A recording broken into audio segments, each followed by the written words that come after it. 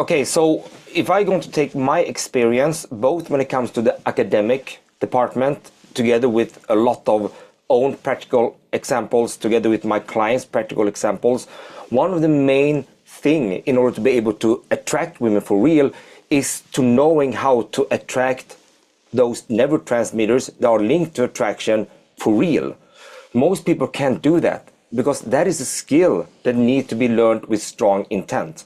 I'm not going to go against any methods here, saying that this is right and this is wrong. But what I do know is that according to a study from Harvard Universities and Harvard University and other leading universities in behaviorism and communication, have seen that the only way that we really can trigger those neurotransmitters that is strongly linked to attraction and sexual attraction is when we make women talk in depth. And it's not only about, asking questions so they want to tell you what they think and what they're doing and what they're liking. It's much more about coming into an area where they start telling you the underlying reason why they're doing things, the underlying reason why they are liking a certain thing. And then you can take it even more to depth by starting with imaginary thoughts, like what would you like to change in this environment to make it perfect for you? If you could change something in your life to make it really good, what would that be? Once you start talking about those things in depth, that is when those neurotransmitters is actually spiking in the same way as men's brain are spiking when they see attractive women.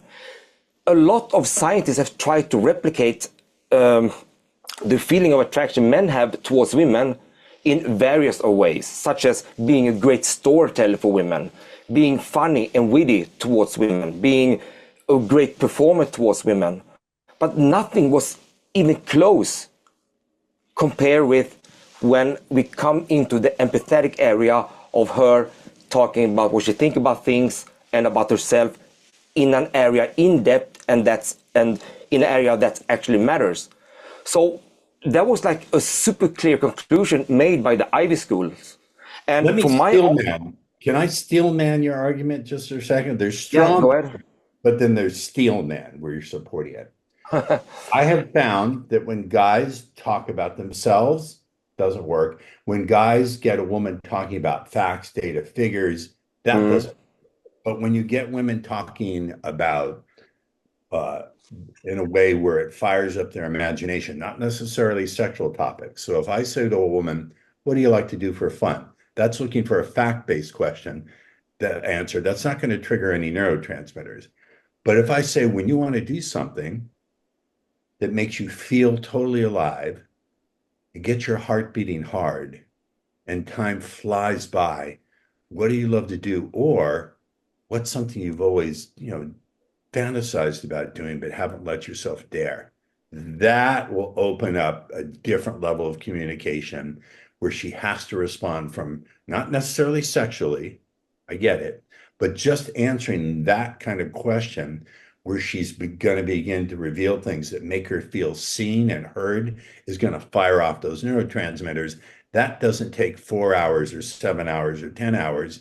You can do it skillfully within 45 minutes if you learn to STFU, shut the fuck up, and let her do most of the talking. You can do it in 45 minutes, but are most women down for sex in 45 minutes? That's the not the majority point. of the Hold time? on.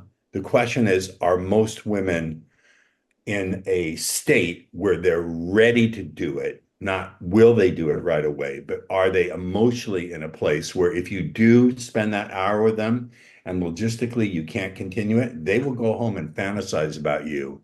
So when here's what I'm trying to say. The amount of time you actually FaceTime you have to get in, you can do that within 45 minutes to an hour if you have the skills, and I will admit it's a highly advanced skill set. Will they then go home with you? I don't know. But what I can tell you is you don't have to keep staying with them and side by side for another 7 hours. You can let a day lapse when you're not in any communication at all. That's what I'm saying. I am not this stuff after 45 minutes. They're then going to go home with you. They may need to go home and fantasize about you but it doesn't count towards me as time on the clock because I'm not doing any of the work. They're doing the work in their head. I Fair, don't know if I'm fair. cutting the hair too fine. No, When I no, cut, no. It all resonates with me, Ross. Everything you're saying right now rings true. It rings true to me. And it, by the way, it's ablaze with an A. I'm Ablaze. sorry. No, it's all good. What you're saying rings true to me.